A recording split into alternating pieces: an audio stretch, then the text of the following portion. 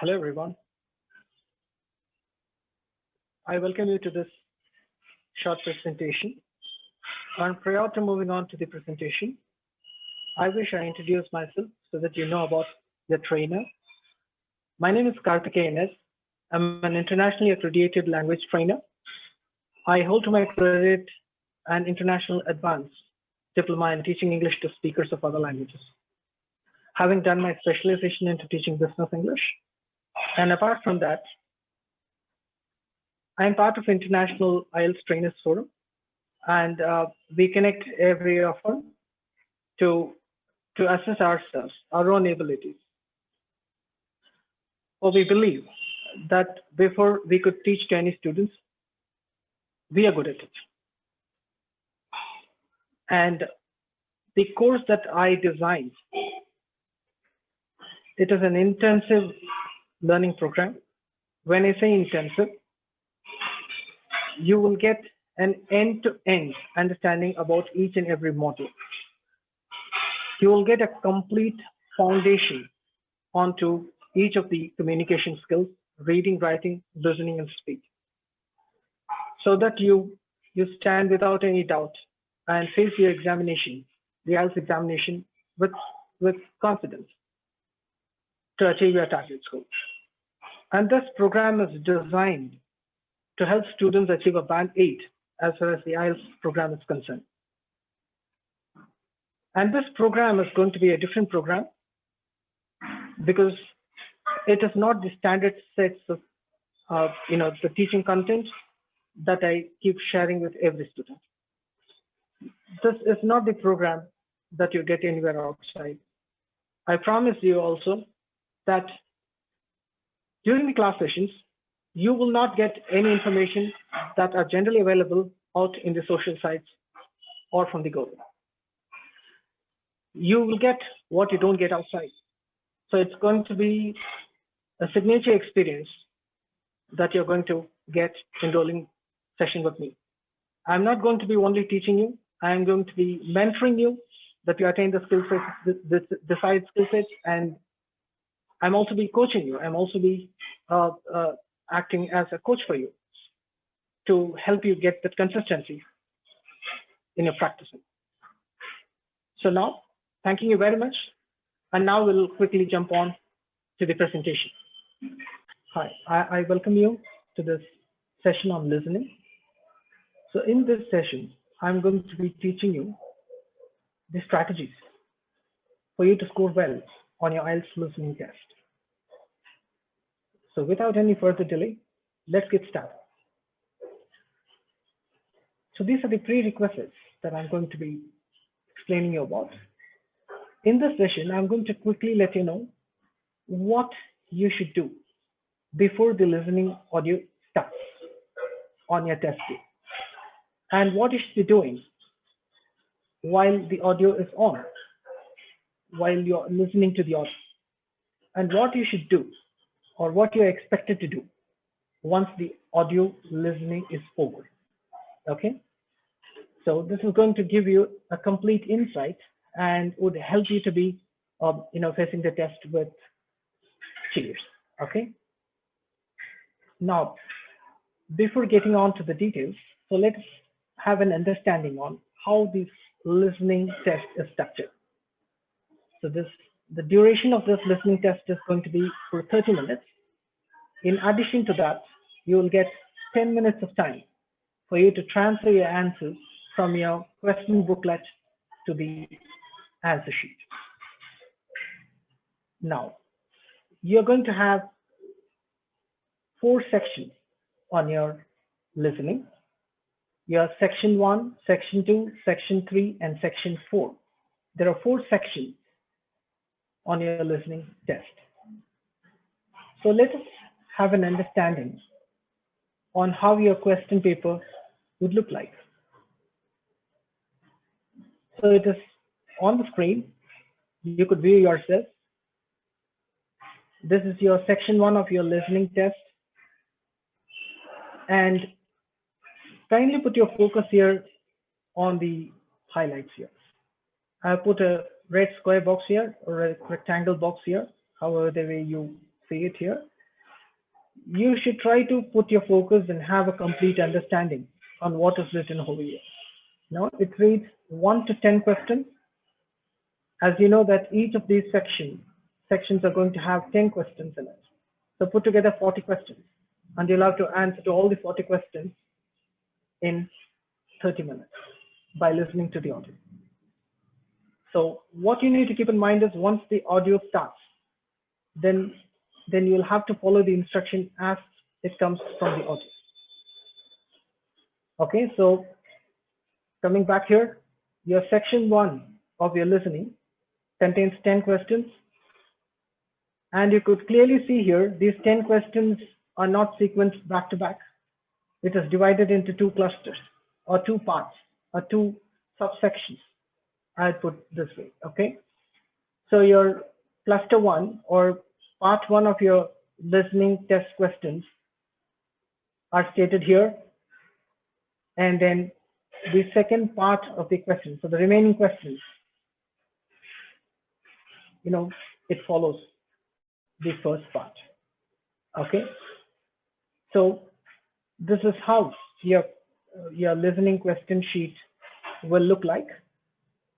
And here, if you see here, there is a title given which reads question part 1, and an update here for you all, those who are taking up or planning to take up the test in near future.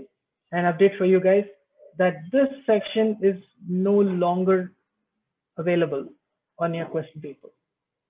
On your actual IELTS question paper, you probably may not end up seeing it. Okay, if you get to see it's fine, you're lucky, but as per the recent updates, you may not have this section on your, this particular section on your IELTS question paper, listening question paper.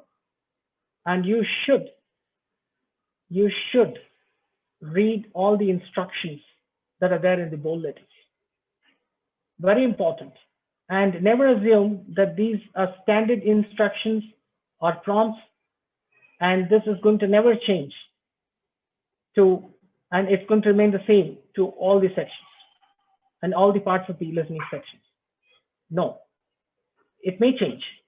And it is very important that you put your focus here and try to read and understand this prompt here. Why? Because if your answer is correct and you do not match the expectation stated in the prompt, you will not be scored. Keep this in mind, you will not be scored. Okay, so never try to skip reading this prompts here that are there in the bold letters. Okay, very important.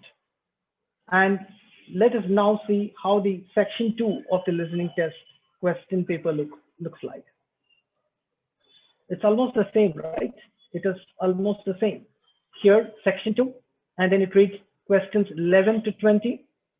And as seen on your section 1, you see these 10 questions are divided into 2 parts. This is the first part and this is the second part. And similarly, your section 3. Your section 3 is also divided into 2 parts. Okay. And now, how your section 4 looks like. Yeah, you see it, a surprise here, right?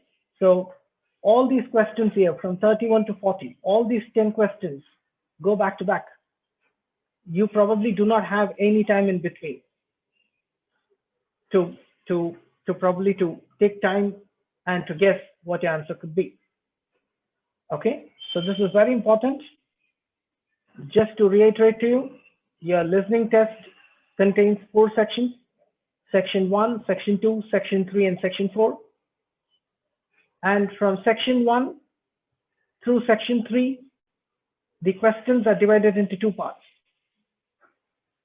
But on your section 4, it is not so. And also remember that your listening test is going to go in an increasing order of complexity. So the complexity can come in the form of synonym language. And there are other areas where you need to be very wise, in getting answers done here. Okay. I hope you're all clear. And then now let us quickly understand what you should be doing before the listening could start on your test day. So you need to be sure of these pointers that are stated down below. Anyway, I'm going to be explaining it to you, but I would not mind if you guys are going to parallelly read and understand yourself as well. Okay. So at the beginning of each of these sections, you are required to read the questions for that section carefully. So what does it mean? Here, if you see, this is my section 1. And as you know, like section 1 is divided into 2 parts. Before the listening, the audio could start, you will be hearing to the prompt that you may have a few seconds to read and understand the question here from 1 through 6. This time is given for you to quickly read, understand the statement given here, the question statements given here, and to also predict what kind of answer that you may expect while you're listening to the audio. All right. At the beginning of each section, read the questions for that section carefully before the recording starts. This will help you to follow the recording and identify the answers. This is good. You'll have to do this. And second thing, there is a pause of about 30 seconds prior the start of the section. Use this 30 seconds to read the questions and analyze the questions before listening. That's what I said, right? You'll have to take this time to you'll have to make use of this time to actually predict your answer. After completing a section, it is better to look ahead and read the questions for the next section. So don't waste your time. Don't waste your time and don't look for any prompts. Don't look for any instructions from the audio that one part of the listening section is over, and then you have time to take a look at the questions from from 7 to 10 or from 6 to 10, like that. Do not expect any prompt there. Once you're done answering to all the questions from part A, just move on to part B and start reading and understanding the questions. It's very important. Sometimes they may not give you the prompt. There is a trap there. Sometimes they may not. And always keep in mind it's listening test. Okay, it's not going to be a straightforward test. It's a listening test. It means when they are testing on your listening ability, and then do not expect the test to be straightforward. On the question paper, if it is written, how many kilometers, and then do not expect the speaker to tell exactly how many kilometers. They may not tell you. They may probably tell you like, initially it was 2 kilometers and then we added up another 2 kilometers and now it's 4 kilometers, and very recently that we have included half a kilometer more. And then you'll have to tally all these numbers and then write your answer. So it's going to be tricky there. It's going to be really, really tricky. Okay. So, and then read the instructions carefully, as I said to you, and do not assume these instructions are going to be the same for all the listening sections. It may change. So you need to put your careful attention there. Okay. And then you'll have to see now that see this here, the title has changed. See, whatever that I was explaining to you, you guys have to be doing before the listening could start. Okay. And now assume that your listening, has started, and then you need to be definitely careful about observing these points here. Okay. So listen carefully to the instructions. Listen out for keywords and common signpost words like on the other hand, in contrast, etc. Remember, the questions usually follow the same sequence. This is very important, right? So of course it's an audio tape, so it's going to go back to back, okay, in a sequential order only. So you can be very confident there. Okay. So remember, the questions usually follow the same sequence as the conversation or talk, but the information may be expressed differently from the questions. Very important. This is a trap. You may see the way the text is written on your question paper may not be the same way as we hear from the audio. Keep this in mind. Keep this in mind. Okay. Write down something, even if you haven't got the answer, before moving on to the next question. So this is something that most of you guys do. Do not wait. Do not keep thinking of what probably could be the right answer. You just hear something and then just write it down. You anyway will have time to think and to rewrite your answer, to bring in some corrections. When you get the 10 minutes of additional time, when you could transfer your answers from the question booklet to the answer booklet. Okay. So make sure you continue to listen while you're writing, as you only hear to the tape once. Very important. Very, very important. Don't get stuck on questions you can't answer. Just move on. Just move on. Don't keep thinking and waste your time there. If you haven't listened, then that's fine. You move on to the next one. Remember, there may be sections of irrelevant information. Just keep listening for information you need. So, listening is this. Listening is this. No, you never have to be, listening to everything. You have to be listening to what exactly that you're looking out for. And that is what they're testing. Write notes in the question booklet as you listen. This may help you to go back to the difficult questions later. Okay, fair enough. So now assume that the audio is over, the listening test is over. What you should do after the audio is over, once the listening part is over. Okay, so you'll have to be transferring your answers correctly onto the answer booklet. See, this is why I'm making it a point here is I have seen most of my students who probably have noted down, who have marked their answers correctly while they are listening to the audio, and they have marked it correctly on the question booklet. But when they are trying to transfer the answers from the question booklet, from the question paper to the answer booklet, they do a lot of spelling mistakes. So this is a place where students, you guys lose marks here. So keep this in mind. Use the time given to check your answers. So you'll be given time to check your answers, and check your answers only when you're required to check your answers. Okay, if you have some time extra, don't keep on checking the answers that you have written, because you may probably end up losing track of the audio while you're listening. So okay, so if you can't remember any answer, just guess and write it. It is always easy for you to guess and write, and don't leave anything blank. Okay.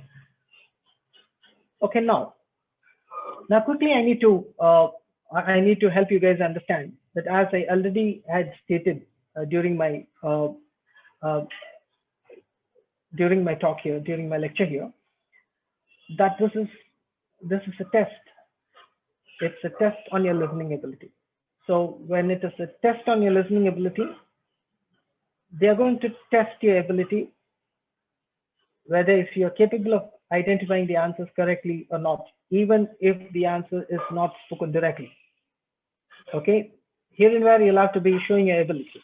So it is a test. It's not going to be straightforward. So they may probably trick you to trap you at every level. Okay, so there are certain standard traps. There are many, but in this session I'm going to be probably talking about a few. Okay, so these are the standard traps: sentence reordering, self-correction, exact language, provide all possible answers. Okay, what are these? Okay, to some of you it might not even look like a trap, but exactly, you guys may lose your score there. Okay, don't take it easily, don't take it lightly. Okay, you guys have to go to your school days. Okay, so, and now we need to understand how many different types of questions are going to be possible. Okay, and I'll come back to the traps again. So prior to me speaking and explaining about the traps, I wish I let you know that there are 3 types of questions possible on your IELTS test, IELTS listening test. One is the multiple choice type. The second one is the fill in the blanks type. And the third one is map and diagram. See, understand guys, these are only the name, okay? These are only the name. But rightfully, there are only 2 types. One is a multiple choice type, and the other one is the fill in the blank type. The map and diagram type of question is nothing but a fill in the blank type of a question, except the blank is there, within a diagram or within a table or within a flowchart. So you guys need not have to worry about it. Anyway, the answer is going to go in a sequential order. Okay. Okay. Now, as I said to you, let's understand what are these traps. I was talking about the standard traps, and then now I'm going to explain it to you to an extent that you guys can understand it. What is a sentence reordering trap? Okay, you guys know this is the question paper. So let me move back to the question paper here. Okay, so imagine this is the question paper, right? So, and say rightfully, say, let me pick this. Okay, Dave Hadley says that the computer system has. So this is a question statement on your one of your multiple choice questions. Okay, so this is the statement. This is how it reads on your question booklet. Okay, and when you listen it from the audio, it may not be the same way. It may mean the same, but the word orders might have changed. The word order might have changed. Dave Hadley says that the computer system has. Okay, you might hear it like, computer system nowadays has some issues, as Dave Hadley was stating. Right? Do you understand this? It's the same, but what you may read on the question paper, it may not be the same way as you listen it from the audio. You guys have to be very, very careful here, right? And then this is the sentence reordering tab. So you probably would be, keeping your ear sharp for the audio to start from the subject Dave Hadley. Okay? No, you may not. You may not hear this the way it is stated here on your question booklet. They probably would change the word order, but still it may mean the same. So this is called sentence reordering trap. Okay, this is called sentence reordering. So you guys have to be very, very careful, and this you could see mostly happening on your multiple choice type questions. And self-correction. What is self-correction? So you are trying to say something, and then you would say, no, I'm sorry, that was not the correct one, and then you try to retell what you've stated. For example, this can happen in conversation, like you may hear two people speaking to each other, and one of the person is asking for a contact detail of the other person, and the other person would let the contact details know the other person, right? And the person would say, okay, make note of his contact number, and the contact number is 01273. Oh, I'm sorry, that I think was an old number. Now he has got a different number. Kindly make note of this new number, and then they would go about spelling the digits. Okay, this is very important. Somebody who is not having the patience, they probably end up writing the wrong numbers. And for someone who actually listens well and they are going to write the number, they definitely will be writing the number what the speaker has spelled initially. Okay, but when they do so, what they do is they would note down the initial digits, and without any space, they would start noting down the actual correct digits that was spoken later. Okay, without even giving any space between the old digit that was the wrong one and the new digit that's the correct one. And students often forget to strike through the digits that was spelled initially. So what happens? It may look so good now when you're noting it down, but when it comes for you to transfer the digits from the question booklet to the answer booklet, then you would get a doubt whether whether how many digits was the person saying, was it 8 digits or 10 digits or 12 digits, and then you may do a wrong there. Okay, and this is exact language. So let me move on to the next trap. Now let's understand what the exact language trap is. I'm just going to take you back to the question sheet again. It's here, right? This is the multiple choice question type. Here you see there's a question statement, and then there are 3 answer choices. There are 3 answer choices here. And keep in mind, on your IELTS listening, they are always going to relate your answer to a synonym language.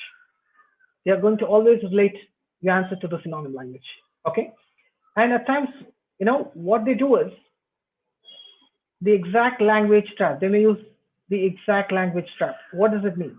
It means, you may hear half of the words in the sentence out of the answer choice, where they use the exact words. and then they would change the last word. Okay, they probably may change the last word. So what the listener would try to understand is, okay, most of the words are matching, and then probably this could be the answer. And then they end up selecting the wrong answer. They end up selecting the wrong answer because the third word or the fourth word, they probably would spell it differently. It is, they try to use the exact word, in half of the sentence, the exact words they use. And then we get to realize that this may be our answer. And then the rest half of the words, they may change. So we should never get trapped, when we get to hear the exact words as stated in the answer choice. I know you probably might find it difficult to understand the first instance when I'm telling you, but you will understand it when we, do the practice. I will definitely let you know how exactly it works. And there is one more trap here, one more important trap here, that to provide all possible answers. To provide all possible answers.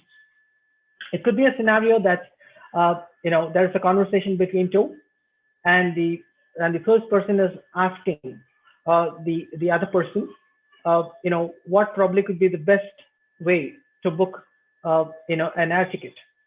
And then the other person would go on, speaking on all different possible options that, you can do this way, it's going to save you some cost. You can do the other way, and that is going to be easier than the first way. Probably he or she is going to elaborate on many possibilities of you getting the air ticket. And finally, they would say, although there are many possible ways that you could book the air ticket, I would still advise you to, walk to the ticket counter and pay cash and get your tickets. That's going to be the best option. So, these are the standard traps. These are the standard traps. I know it's a very quick session, and then I just wanted you to let you know this. And when we do a full session, you get a complete understanding of all these things with relevant examples. And now, once you guys have an understanding on this, it's time for us to take up a practice test. Okay? And as you know, there are 3 types of questions. I've already elaborated it on you. And now you have to mind your targets. I'm telling you about the IELTS listening. And now let us quickly understand some tips for you to score well. For you to score anywhere between 6.5 and above, you should ensure that you score 100% on your section 1 and section 2, and at least 80% on your section 3, and 50% at least on your section 4. So this is very important. So once you have understood it clearly, and now what we do is we'll continue with our practice test. Okay? And then you'll know where exactly that you stand and how exactly your listening ability may continue to improve when you have understood all these traps, and now you know that you need to be focusing much on your spelling, much on your grammar, and you'll have to focus more on to reading the prompt and understanding the prompt correctly. Some prompts may instruct you to restrict your answers not exceeding 2 words and 3 words and a number. There's a lot that they can twist there, so you need to be certainly careful about it. I hope the session of some definite use to you, and I wish to see you guys soon in one of my sessions. Thank you very, very much.